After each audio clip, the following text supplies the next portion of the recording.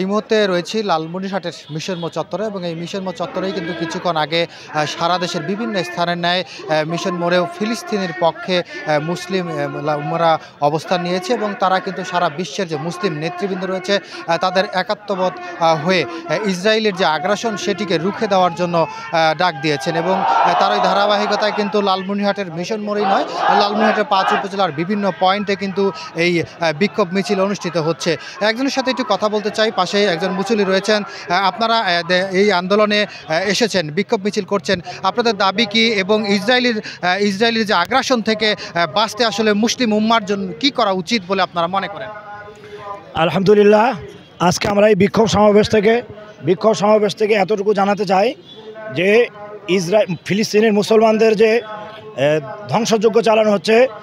এই ফিলিস্তিনি মুসলমানদের নারী এবং শিশুদেরকে যে নির্যাতন চালা হচ্ছে, তাদেরকে হত্যা করা হচ্ছে, এজন্য 200 কোটি 250 কোটি মুসলমানের রক্তক্ষরণ হচ্ছে। তারই অংশ হিসেবে বাংলাদেশে আমাদেরও রক্তক্ষরণ হচ্ছে। আমরা আজকের এই ফিলিস্তিনের এই বিক্ষোভ থেকে জানাতে চাই, ফিলিস্তিনকে আমরা বাংলাদেশের মাননীয় প্রধান উপদেষ্টার কাছে আমরা আবেদন করতে চাই, আপনি অবিলম্বে এই ফিলিস্তিনের বিরুদ্ধে আপনি অবস্থান করেন এবং ফিলিস্তিনের এই হত্যাযজ্ঞ বন্ধ করার জন্য আপনি সারা বিশ্বের মুসলমানের কাছে দাবি তুলেন। বাংলাদেশের মুসলমান চায় আপনি যেন ফিলিস্তিনের পক্ষে থাকেন এবং ইসরায়েলের বিরুদ্ধে থাকেন, এবং বাংলাদেশের মুসলমানরা চাই, আমাদের প্রাণের দাবি, আপনি বাংলাদেশের সেনাবাহিনীকে ফিলিস্তিনের পক্ষে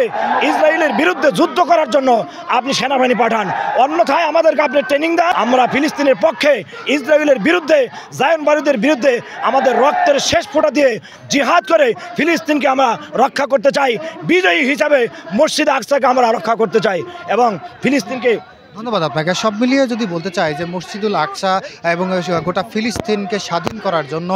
শুধুমাত্র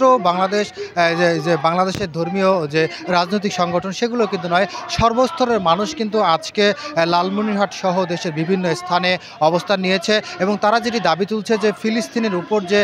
ইসরায়েল আগ্রাসন চালাচ্ছে, বিশেষ করে গাজায় যে আগ্রাসন গত কয়েকদিন ধরে চালাচ্ছে সেটি কিন্তু বন্ধ এবং ফিলিস্তিনের স্বাধীনতা যাতে অর্জিত হয় সেক্ষেত্রে কিন্তু সারা বিশ্বের যে মুসলিম রাষ্ট্রগুলো রয়েছে এবং মুসলিম রাষ্ট্রপ্রধান রয়েছে তাদের কিন্তু একাত্মবোধ হওয়ার জন্য আহ্বান জানিয়েছে। আজকে মিশন মোড়ে দুপুরের পর থেকে কিন্তু ধর্মীয় নানা সংগঠন জমায়েত হতে শুরু করেছে, জামায়াতে ইসলাম থেকে শুরু করে যে ইসলামী আন্দোলন বাংলাদেশ এবং তৌহিদি মুসলিম যে জনতা রয়েছে তারা কিন্তু সকলেই যার যার অবস্থান থেকে এই মিশন মোড়ে এসে জমায়েত হয়েছেন। এছাড়াও কিন্তু লালমনিরহাটের 5 উপজেলার বিভিন্ন স্থানে এই জমায়েত অনুষ্ঠিত হচ্ছে এবং তারা এই জমায়েত থেকে বিক্ষোভ মিছিল থেকে একটাই দাবি তুলছেন যে বিশ্ব মুসলিমরা যাতে একত্রিত হয় এবং বিশ্ব মুসলিম রাষ্ট্রগুলোর যারা নেতৃবৃন্দ রয়েছে তারা যাতে একত্রিত হয় এবং ফিলিস্তিনের স্বাধীনতার পক্ষে অবস্থান নেয় এবং ইসরায়েলের যে ভয়াবহ আগ্রাসন রয়েছে সেই আগ্রাসন থেকে যাতে ফিলিস্তিনকে রক্ষা করে। এই ছিল লালমনিরহাট থেকে সর্বশেষ খবর।